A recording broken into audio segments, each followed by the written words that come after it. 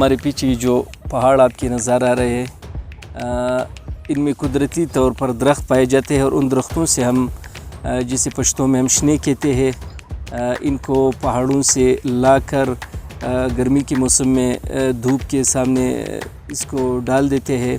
जब ये सूखा हो जाते हैं फिर सर्दियों के मौसम में जिस वक्त बर्फ़बारी होती है और ये सेहत के लिए बहुत मुफीद ग़िज़ा भी है, हम इनको दो पत्थरों के ज़रिए, ये एक प्लेन पत्थर है जिसे हम पश्तो में स्याज़ा कहते हैं और एक ये दूसरा पत्थर जिसे हम गरगाई कहते हैं, इन दोनों के ज़रिए हम इसको कूटते हैं, क्रश कर देते हैं और फिर इससे घी निकलते हैं। इसमें एक ख़ास किस्म की जायका मौजूद होता है, इससे घी भी निकलता है। फिर हम इसको इस्तेमाल कर देते हैं। ये तकरीबन ख़वातीन, बच्चों, बूढ़ों के लिए यकसा मुफीद ग़िज़ा है। सितंबर अक्टूबर पे तकरीबन होता है। ये हमारे गाँव वालों का, सारे लोगों का इत्तेफाक है। ये इस इत्तेफाक पे कहते हैं, हम पश्तो में कहते हैं हाश। एक दिन हाश होता है, सारे गाँव वाला आता है, बाज़ार से लोग आता है, फिर ये हाश जो है शुरू करता है, इस स्नो को काटता है और स्नो को जब काटते हैं तो घरों पे रखे खुश करके इसमें सर्दियों को काटता है। शने के दरख्त के नीचे जब आप खड़े होते हैं और शने तोड़ते हैं, ये दाने तोड़ते हैं, तो इसके लिए आपको एक लकड़ी की ज़रूरत होती है जो हुक की तरह बना हुआ होता है। इसको हम पश्तो में निंगोश कहते हैं। ये ऊपर की जो शाखें होते हैं उसको इससे खींचते हैं और उसमें जो गुच्छा होता है उससे शने तोड़ते हैं। और शने जब तोड़ते हैं उसके लिए एक दूसरा टूल इस्तेमाल होता है या औजार इस्तेमाल होता है जिसको हम चमंगाई बोलते हैं या डिंगाई बोलते हैं।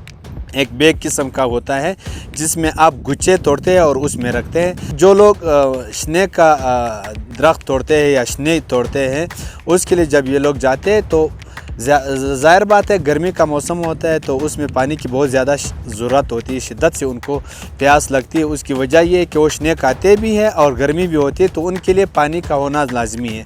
पानी के लिए हम पश्तो में ये पतकाई बोलते हैं, वो हर बंदे के पास लाजमी होता है जो शने तोड़ते हैं।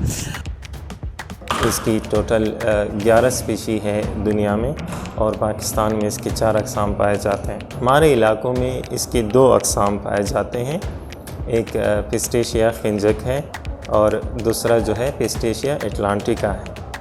इसका साइंटिफिकली फैमिली जो है अनिकार्टेसी है, केशिव फैमिली, यानी दोनों स्पीशी जो है ड्राई सॉइल को या ड्राई रीजन्स को प्रेफर करते हैं। दुनिया में ये मुख्तलिफ अफ़गानिस्तान में है, तुर्की में है, इराक़ में है, ईरान में है, अरबिया में है, फ़लस्तीन के इलाकों तक ये फैले हुए हैं और बलूचिस्तान में ये कन्फाइंड है तो नॉर्दर्न बलूचिस्तान, जिसमें क्लासिफला है, मुसखेल है, जोब है, लोरलाई है, इन एरियों तक ये पाए जाते हैं।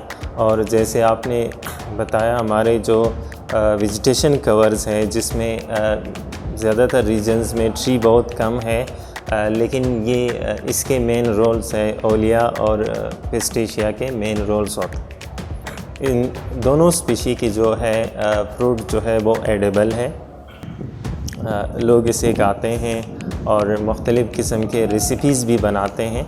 और इसके जो रिजिन्स हैं या गम है वो मुख्तलिफ़ किस्म के मेडिसिनल वैल्यू है, स्टमक प्रॉब्लम के लिए, मैदे की जो अल्सर्स हैं उसके लिए इस्तेमाल होते हैं। और ये दोनों डिसिडियस ट्री है, यानी सर्दियों में ये पत्ते गिराते हैं।